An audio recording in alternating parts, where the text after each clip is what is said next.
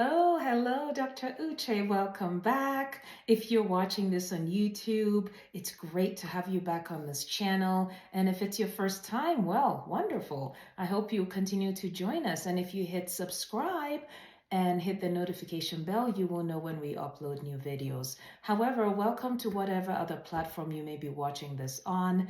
I am a publisher, I'm a biography writing coach, I'm a book reviewer, and a real life physician. I come here though to discuss tips to help you on your journey to writing your biography, which is a very worthwhile endeavor.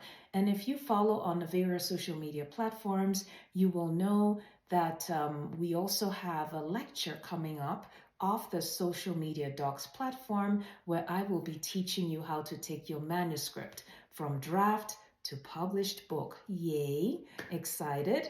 And I hope you make out time to join us. The lecture is usually for free if you catch it the first time, but afterwards there'll be a little fee for you to access the content. Anyways, today I'm going to be reviewing one more set of tips to help you on your journey to writing this biography. I'm hoping you're here because this is totally your New Year resolution is to get that biography done. And I'm here, my friend, to partner with you to make sure it happens. Okay? Today, I want to review an aspect I've been asked about often, which is that I personally am in my very early 40s, and people I know are mostly 30s, 40s, maybe a little bit of 50s, and they say, well, how do I know? Am I not too young to write? Especially folks in their 30s and early 40s like me. They're like, am I not too young to write? I mean, when I hear about biographies, autobiographies, I'm thinking more people who are maybe getting closer to retirement, like 50s, 60s. And I say, no, no, no, no, no. And today I'm going to give you some reasons. I have some notes to refer to here. 5 reasons why your 30s and 40s actually form the best time to start writing your life story, to have an initial life story written and published for that matter. Now, mind you, writing a life history doesn't mean you're done. You still have a lot of life ahead of you by God's grace, right? And you could have an initial history that goes from childhood to adulthood and maybe middle age or close to that.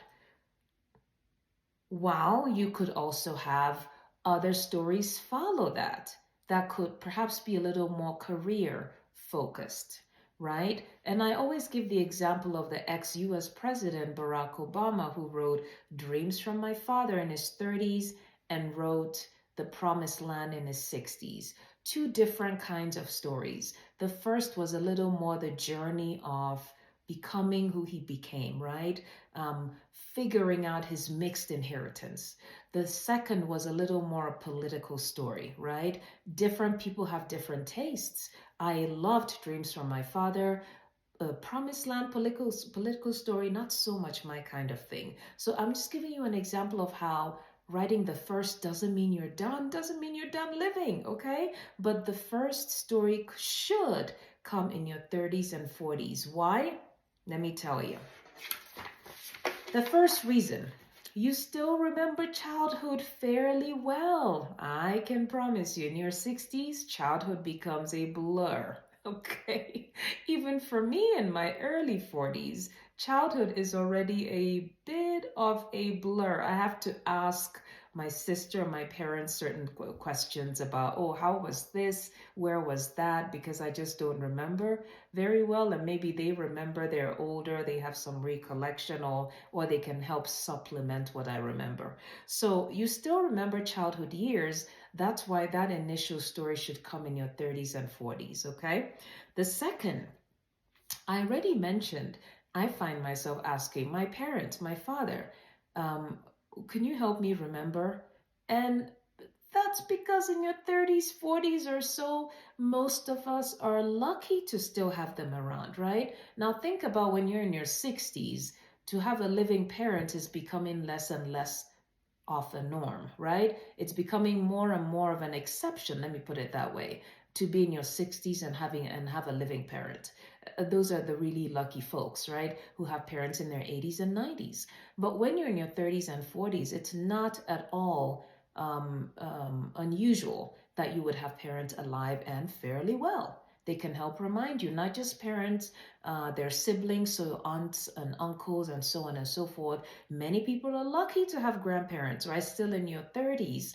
Now, when you're in your 60s, not so likely you're going to have grandparents living, right? It's becoming pretty unusual.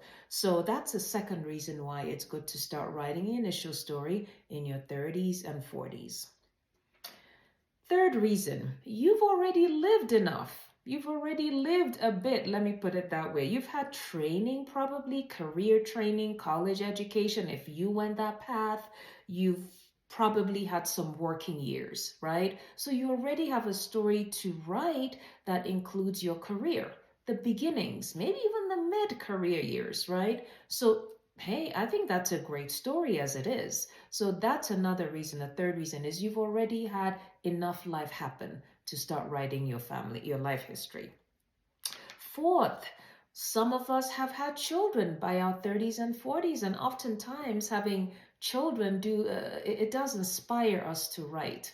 Inspires you to want to look back and say, yeah, I have somebody who may care about this. I want to write how things were when I was growing up. If you're a diasporian family, and when I say that, I mean people whereby there's a parent or grandparent who emigrated, right? Where there was a not so distant relative who emigrated. So those are diasporian families. So you want to write because the grandchildren, the great grandchildren, sometimes even the children may not relate very well with how you grew up. So that's a third reason. That's a fourth reason. We already in our 30s and 40s, some of us have children who tend to inspire us to write.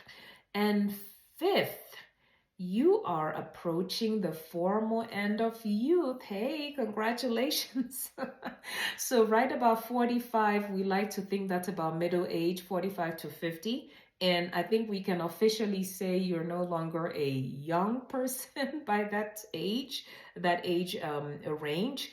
And you're about to embark on middle age, and goals and aspirations can actually change at that time.